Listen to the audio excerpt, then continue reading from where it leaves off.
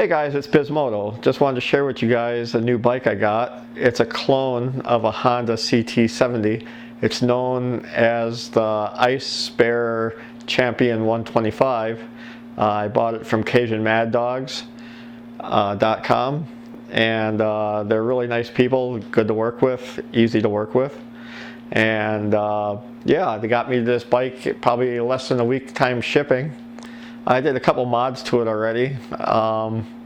For one, I raised the fender up. It's normally really low with the fender. It's usually not really low with the tire, and I raised it up using half-inch spacers and longer nuts, and also I used nylock nuts on the top to hold it so it won't come loose.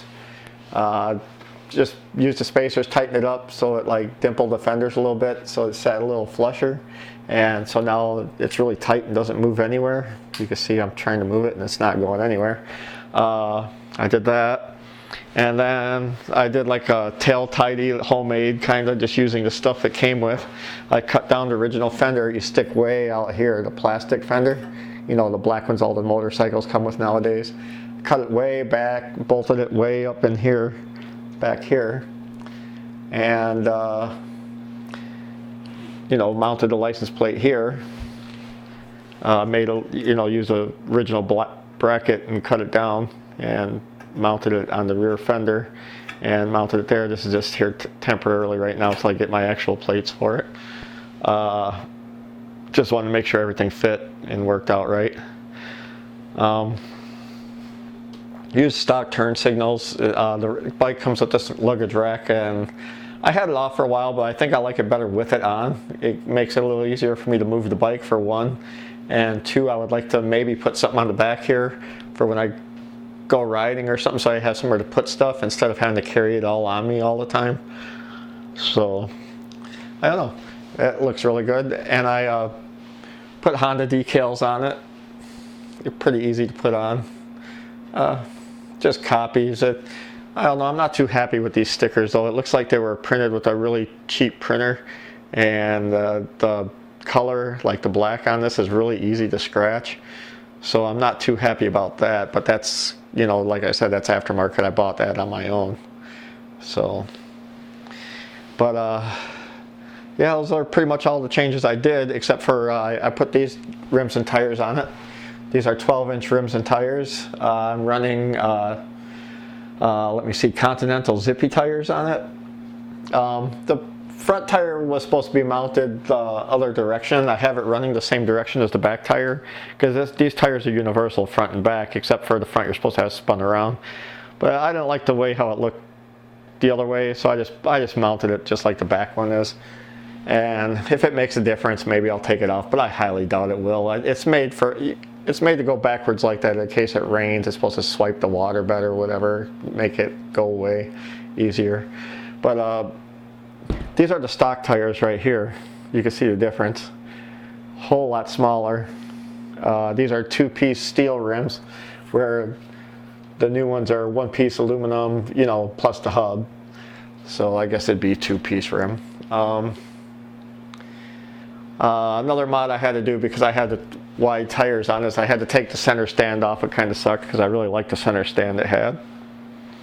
And I had you can see I marked it here on the chrome a little bit. I had to do a little bend here on the chain guard just so it would clear the tire a little better, because it was rubbing on the tire just a little bit. So clear, just smacked it with a hammer a couple times, put tape on it so I wouldn't chip the chrome or make weird dents. But just had to bend it a little bit so it wouldn't rub on the tire. And just remember, this is all because I modified it. I put the 12-inch rims and tires on it, which are a whole lot better, a whole lot bigger than the stock ones.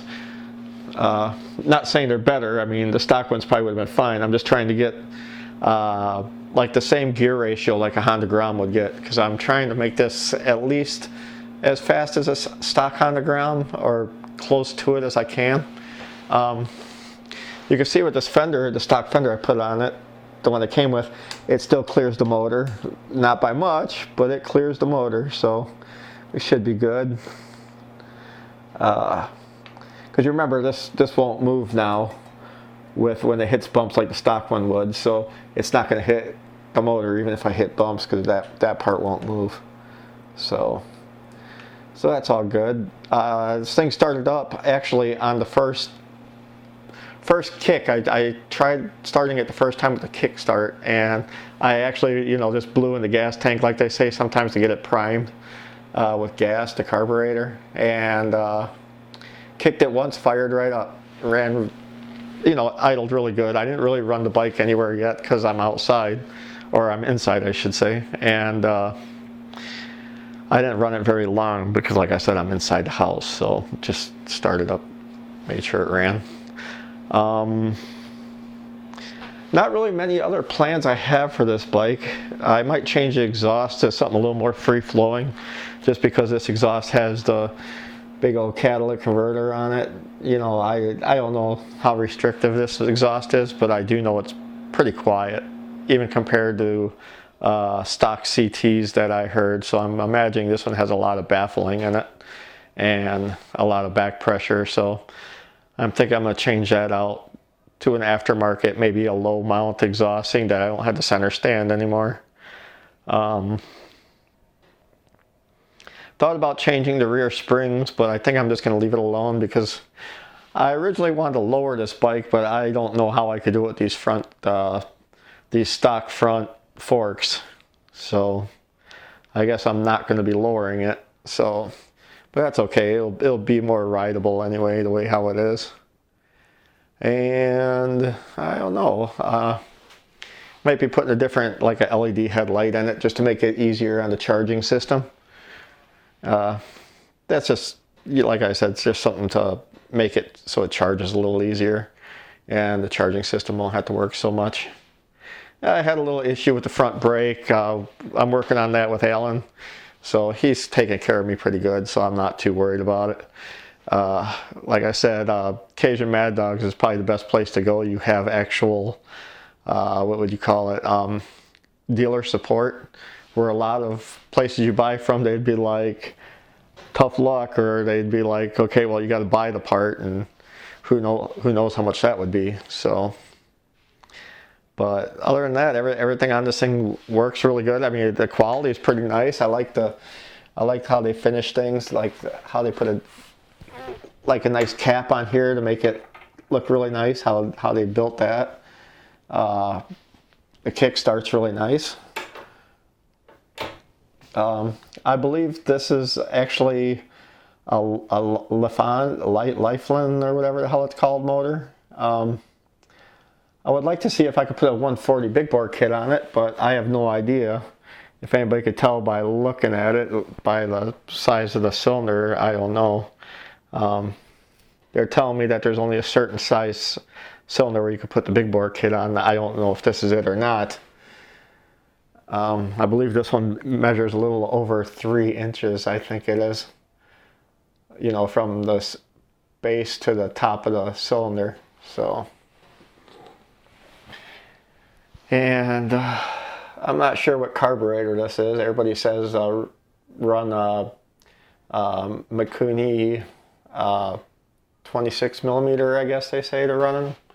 But I don't know. Like I said, it started up the first try, so I might just keep with this one for at least a little while and see what I could get out of it. But yeah, this bike is actually really nice. Like I said, I like how I did the rear tail light and everything. I'm hoping the license plate will be, yeah, it should be visible to cops. So yeah, I could see it fine standing back here. So, but yeah, guys, this is my new Icebear Champion. I recommend, if you want to get one, buy it from Cajun Mad Dogs. Like I said, I've never gotten any bike I ordered from a Chinese dealer or whatever. I never got a bike that fast, I mean, they got it to me right away. So they don't mess around there like a lot of the other ones do. So, but yeah, this thing's a heel toe shifter, semi-auto. So that's going to be kind of fun to try this year. You could have it in gear and actually sit there and idle, which is kind of cool. be a lot different. I don't know. If you guys have any questions on this bike, let me know. I always wondered where the gas tank was in it. It's underneath the seat. I'll show you guys real quick, I guess. I like how they had the key on the side of the frame like that. That's actually really cool. You got your lock right here for your seat.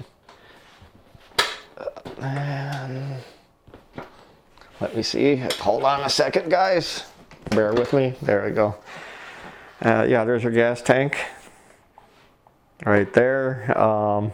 Under here is where your battery goes.